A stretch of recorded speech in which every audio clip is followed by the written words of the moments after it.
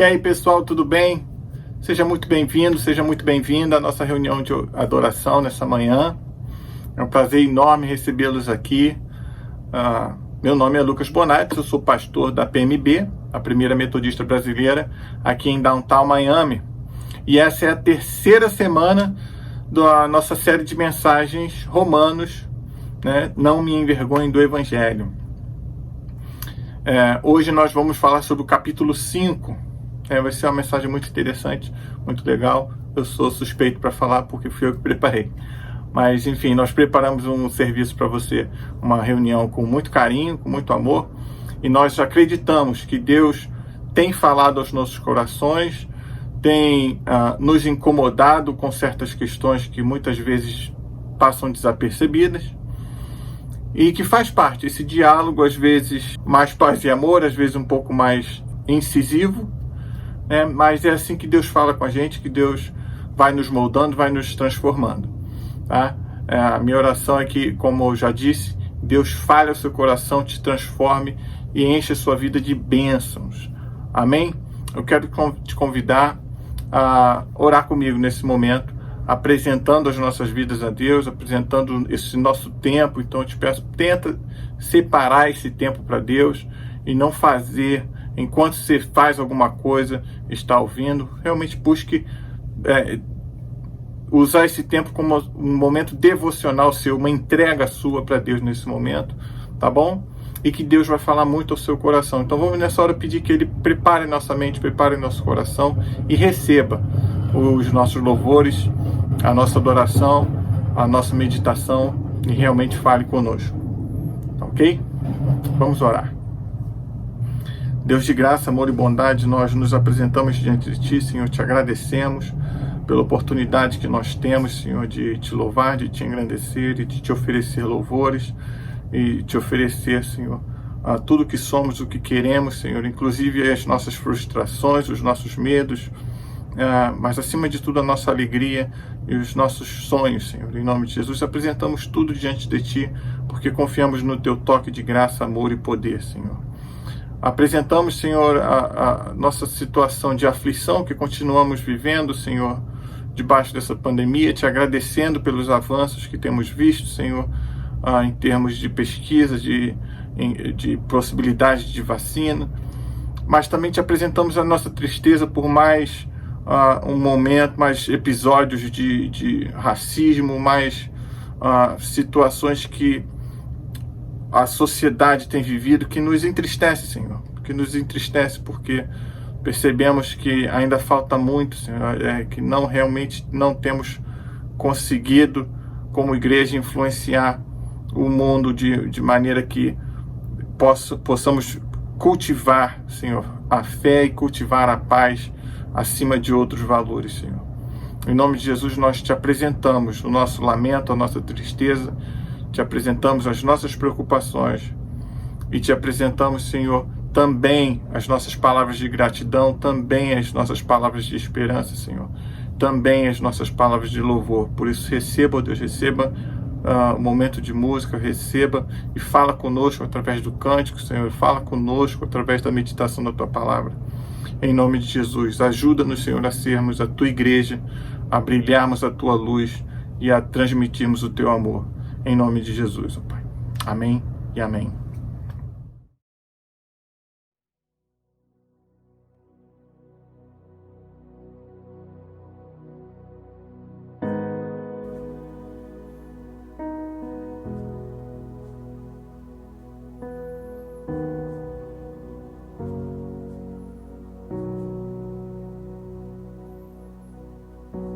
Que o Senhor te abençoe e faça brilhar seu rosto em ti e conceda sua graça e te dê a paz.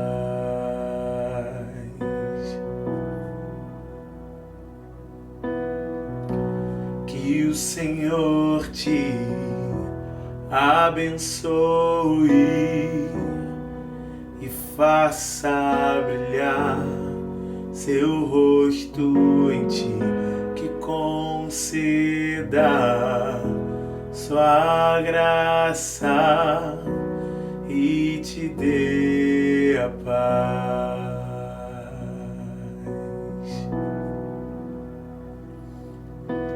Amém. Amém. Amém. Amém. Amém. Amém.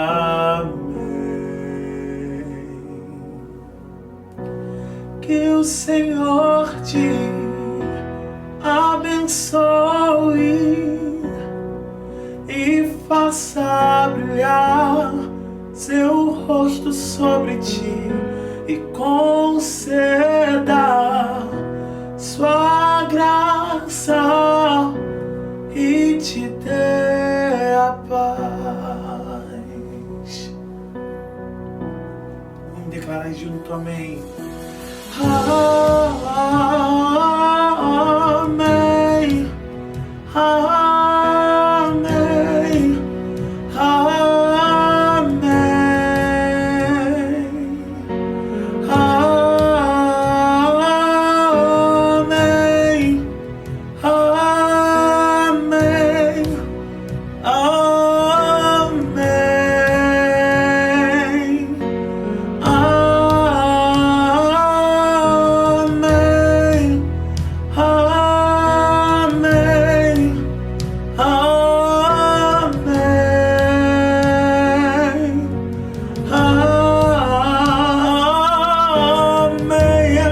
Deus, que assim seja, Pai.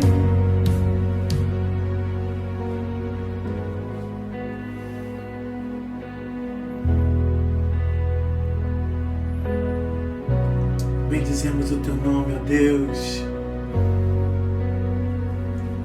Que a bênção se derrame até 1000 gerações, tua família e teus filhos e os filhos dos teus filhos. Que a bênção se derrame até 1000 gerações, tua família e teus filhos e os filhos dos teus filhos. Que a bênção se derrame até 1000 gerações, tua família e teus filhos e os filhos dos teus filhos. Que a bênção se derrame até 1000 gerações, tua família e teus filhos e os filhos dos teus filhos. Sua presença te acompanhe por detrás, por diante, do teu lado e em ti. É contigo, é por ti, e de dia e de noite, tua entrada e saída, em teu riso, em teu choro. É contigo, é por ti, é contigo, é por ti, é contigo, é por ti, é contigo, é por ti, é contigo, é por ti. Amém. Amém.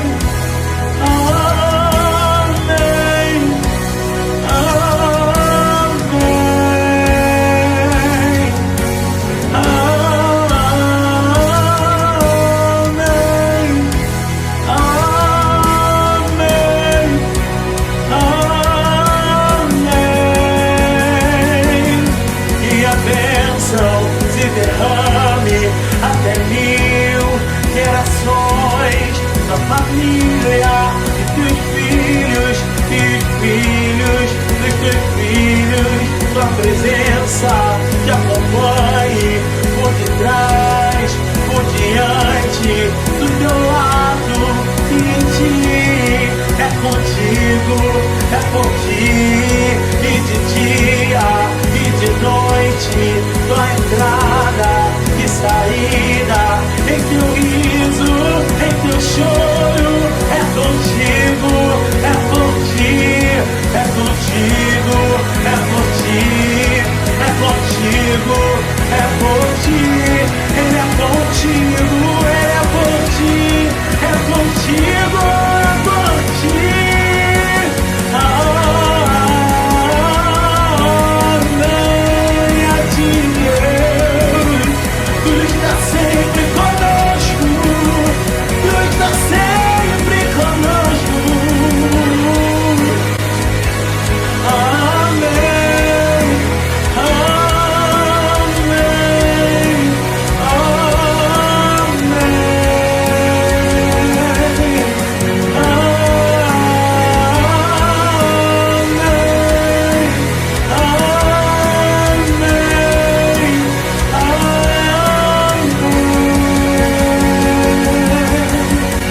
Se derrame até 1000 gerações da família de 1000 filhos e filhos dos teus filhos, da presença que acompanhe por detrás, por diante, em teu lado, em ti. É contigo, é por ti, e de noite e de dia, da entrada e saída, em teu riso, em teu choro. É contigo, é por ti, é contigo, é por ti, é contigo, é por ti, é contigo, é por ti, é contigo, é por ti.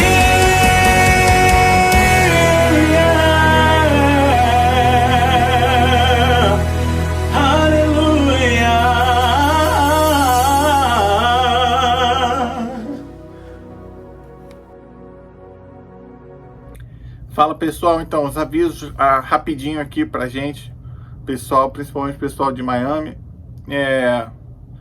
Eu tô querendo fazer uma reunião terceiro sábado de setembro, reunir em pessoa, obviamente com todos os cuidados possíveis. Ainda não defini o horário e local, né? Eu queria que fosse um lugar aberto de preferência. E não defini o horário não. A gente vai conversar, vou ligar um a um aí, a gente vai conversando, tá joia? E além disso eu quero avisar que semana que vem vai ser uma benção. A gente vai ter o nosso querido irmão Diogo compartilhando uma reflexão com a gente. Então a gente vai dar uma pausa na série sobre a carta aos Romanos. O Diogo vai trazer uma mensagem abençoada aí, ajudar também a recarregar a bateria de todo mundo, né? Aí na outra semana eu volto de novo com uma mensagem já na nossa série de mensagens, tá ok? E eu continuo aqui tentando organizar meus horários e pensar como ter uma reunião via Zoom aí que possa incluir o pessoal no Brasil, a gente aqui, pra gente bater papo, talvez fazer um estudo bíblico, coisas do tipo, tá? Então continue orando comigo aí pra gente conseguir realizar isso, né? Enfim, eu tô com mais ideias aí, depois eu vou compartilhar com vocês, tá joia? Deus abençoe.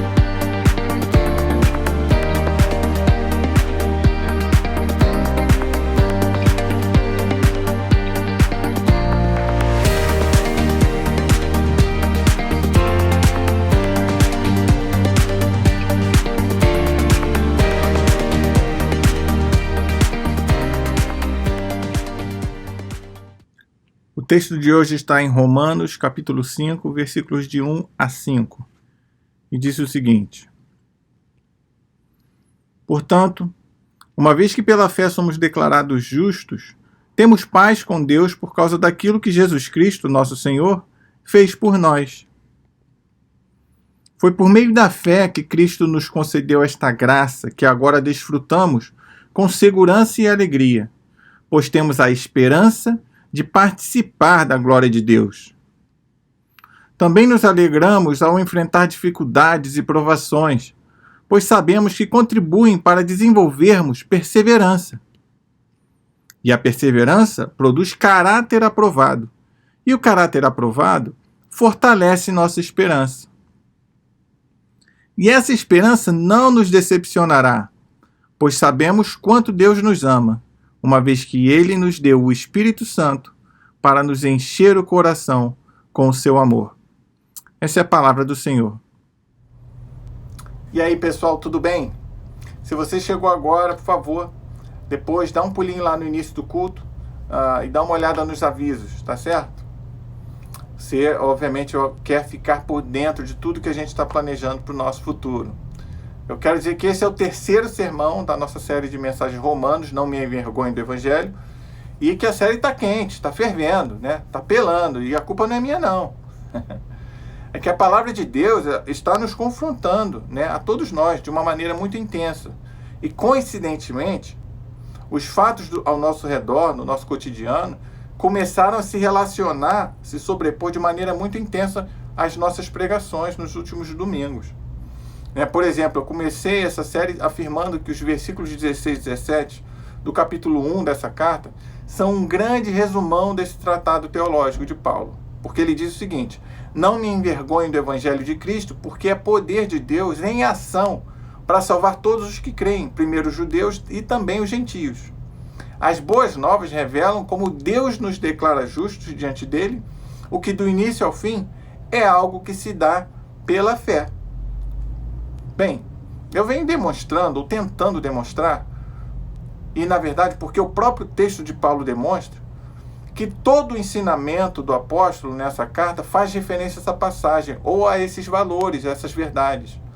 E por que eu digo que esse trecho resume, então, a carta? Primeiro, porque o Evangelho não é motivo de vergonha ou de chacota. O Evangelho são as boas novas, as notícias, as boas notícias de salvação. É o ensinamento de que Deus se importa tanto com cada um de nós, que Ele enviou seu Filho, Deus Filho, e de mesma substância dele, para viver entre nós como homem e pagar o preço da nossa salvação para restaurar em nós a condição de filhos e filhas de Deus, a condição de cordeiros e cordeiras do reino de Deus. Isso é um mistério tremendo, uma demonstração de amor ímpar, e uma maravilha inigualável, na minha opinião. Portanto, o Evangelho não é vergonha. Ora, Paulo também diz que o Evangelho é poder de Deus em ação para salvar todos os que creem. Ou seja, estamos falando aqui não de uma ideia, um conceito filosófico, uma obra de arte abstrata. Estamos falando de poder, de manifestação clara e real, de algo que interfere na nossa existência de maneira ativa e não passiva. O Evangelho é poder de Deus em ação. Uma ação salvadora, restauradora, uma ação reconciliadora, e que é acessível por todos, basta crer. O apóstolo ensina ainda que o Evangelho revela como Deus nos declara justos diante dele, ou seja, não se trata de manipulação ou de reconhecimento humano.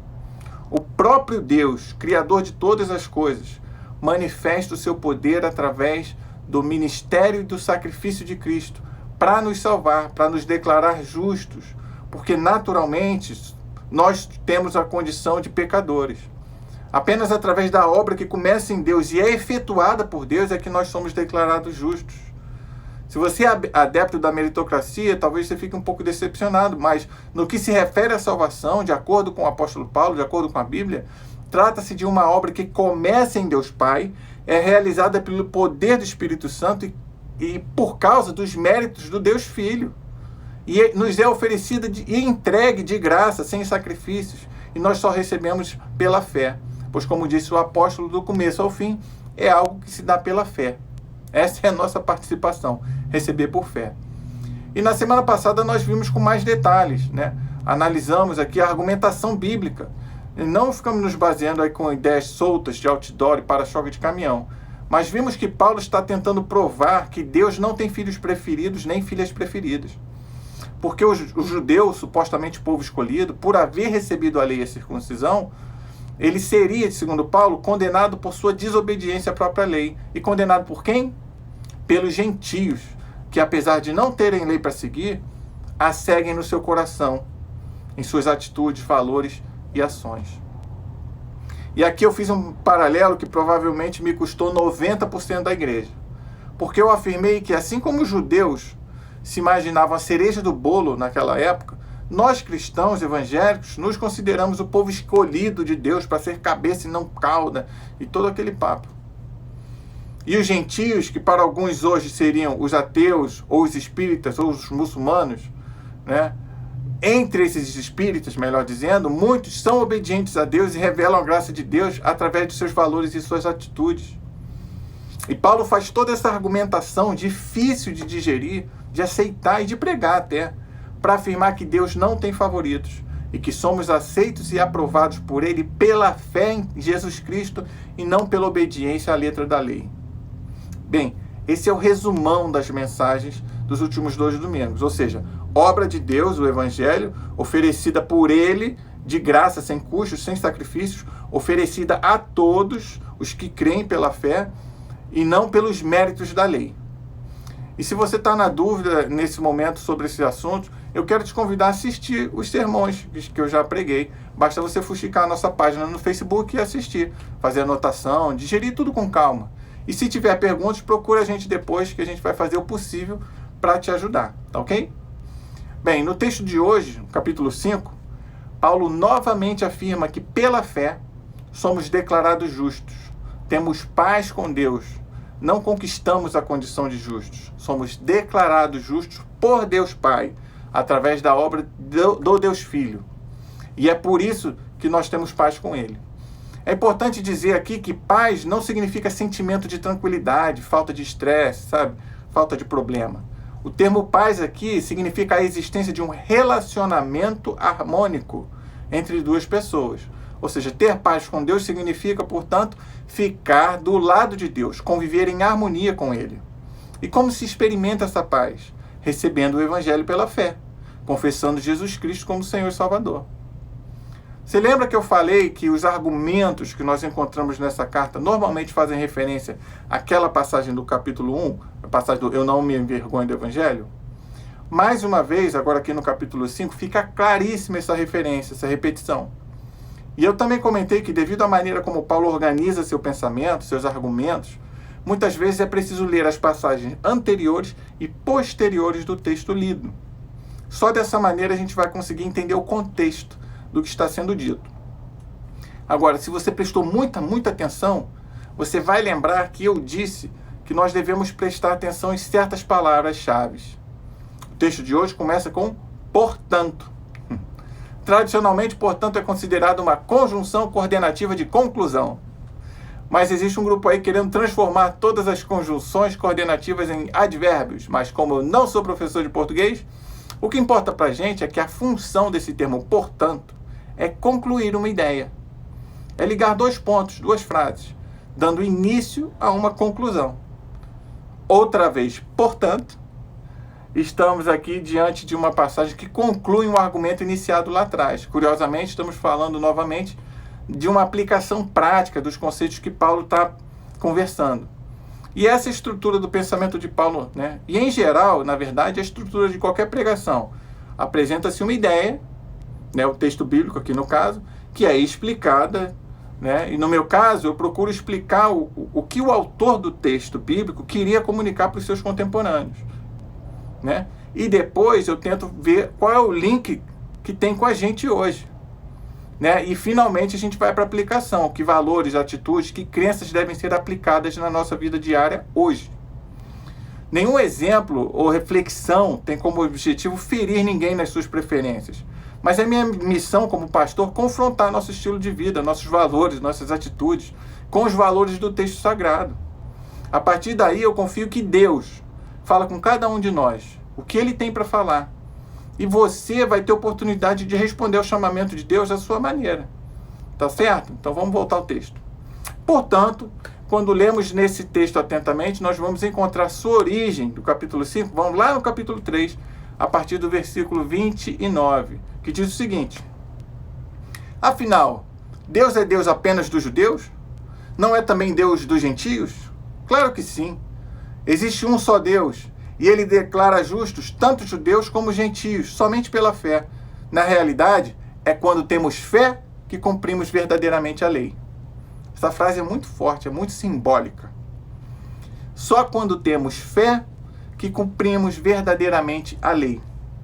Só por questões didáticas aqui, eu quero substituir lei por vontade de Deus. A frase ficaria assim: só quando temos fé que cumprimos verdadeiramente a vontade de Deus.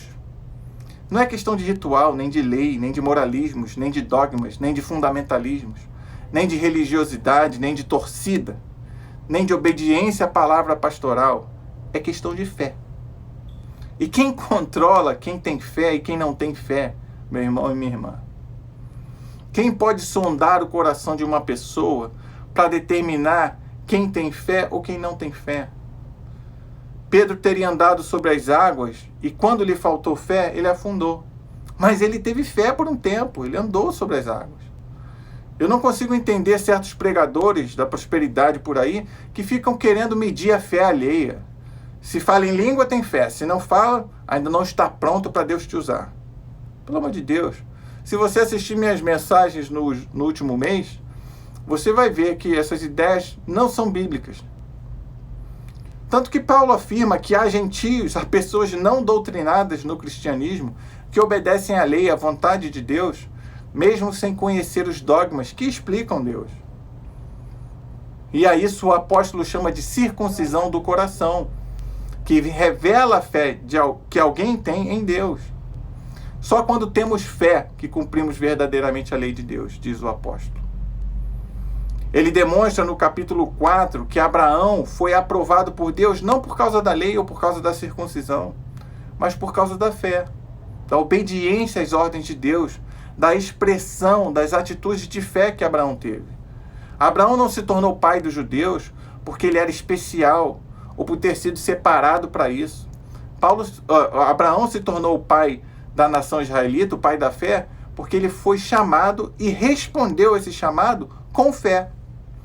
E Paulo segue demonstrando a importância da fé no capítulo 4, até que ele chega ao ápice, ao clímax do argumento, quando ele conclui: portanto, no capítulo 5, uma vez que pela fé fomos declarados justos, temos paz com Deus. Foi por meio da fé que Cristo nos concedeu esta graça, que agora desfrutamos com segurança e alegria, pois temos esperança de participar da glória de Deus. Novamente nós encontramos os termos fé, paz e graça pertinho um dos outros. E se Paulo repete esses termos tantas vezes, é porque é importante.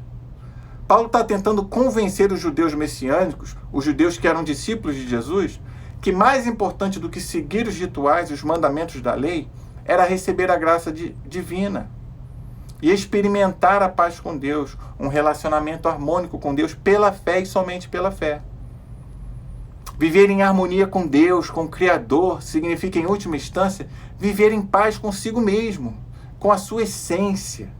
Porque nós cremos que todos nós fomos criados e criadas à semelhança da imagem de Deus. Fomos todos e todas criadas para viver um relacionamento harmônico, livre de culpa e opressão com o nosso Deus, Pai e Criador. E essa paz, esse relacionamento harmônico é algo tão sublime, tão maravilhoso e possível de ser vivido, que Paulo dá de ombro para as tribulações. Na verdade, ele chega ao ponto de agradecer pelas tribulações. Paulo está dizendo que é justamente porque temos fé que experimentamos a paz, é justamente porque temos fé que estamos num lugar de privilégio e merecido, ou seja, estamos mergulhados na graça de Deus.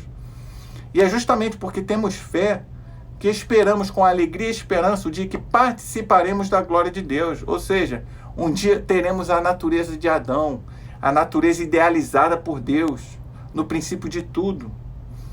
Por isso que morrer será sempre um lucro para o cristão, porque nós estaremos experimentando o melhor da nossa existência, que é a reunião eterna com o Criador, que é a reunião eterna com a nossa essência. Ou seja, Paulo está tão contente com a visão de futuro dele, daqueles que pela fé recebem a salvação em Cristo Jesus, que ele se alegra com as dificuldades e provações. E tem mais um detalhe, de quebra. Paulo está evangelizando os não convertidos daquela época, principalmente os filósofos daquela época, que defendiam que as dificuldades provavam a qualidade da pessoa sábia. Isso é tão importante para aquele contexto, que no Evangelho de Mateus, o ministério de Jesus só começa depois que ele é provado no deserto pelo diabo.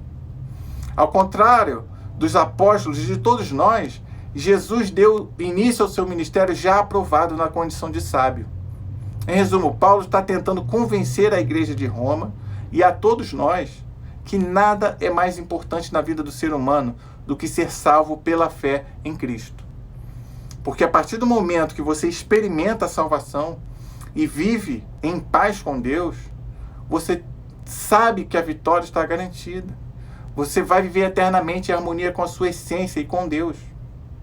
E essa é a fé que devemos todos almejar e, obviamente, experimentar. Mas não é fácil, não é verdade? Não é tão simples. O dia a dia é difícil, doloroso, angustiante. Não é legal passar perrengue.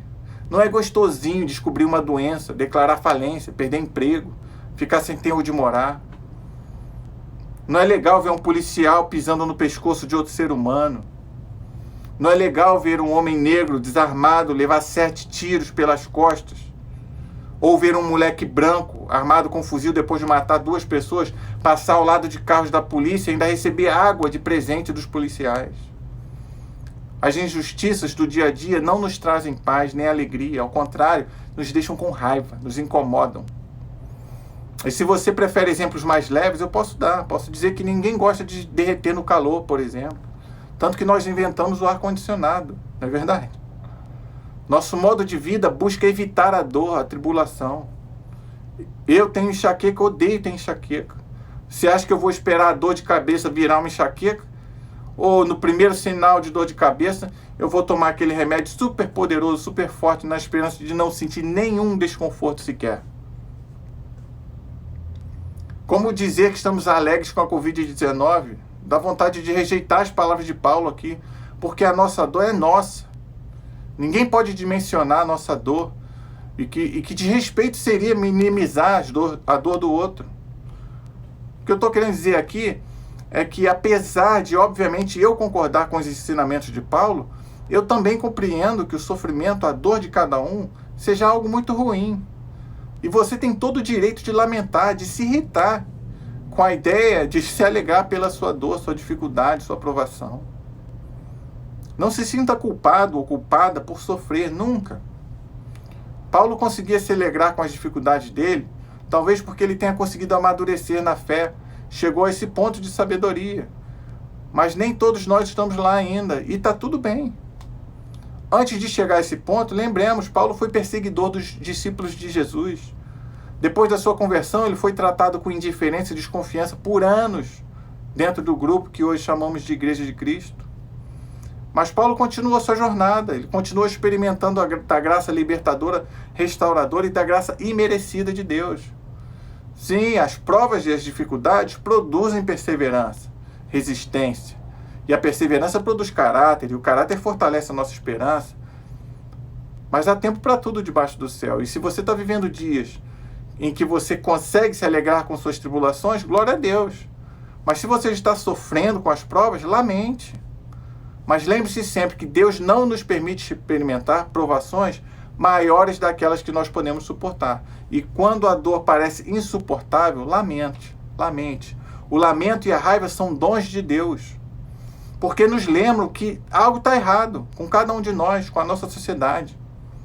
O lamento e a dor são dons porque nos revelam que a paz com Deus, a relação harmônica com o Criador, com a nossa essência, ainda não estão ou não são uma realidade para nós.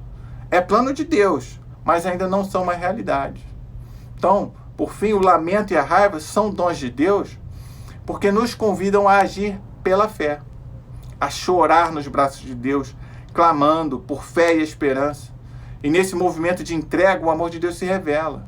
Deus se revela Porque Ele quer que nós tenhamos experiências como a do apóstolo Paulo, como a de John Wesley e a de tantos outros.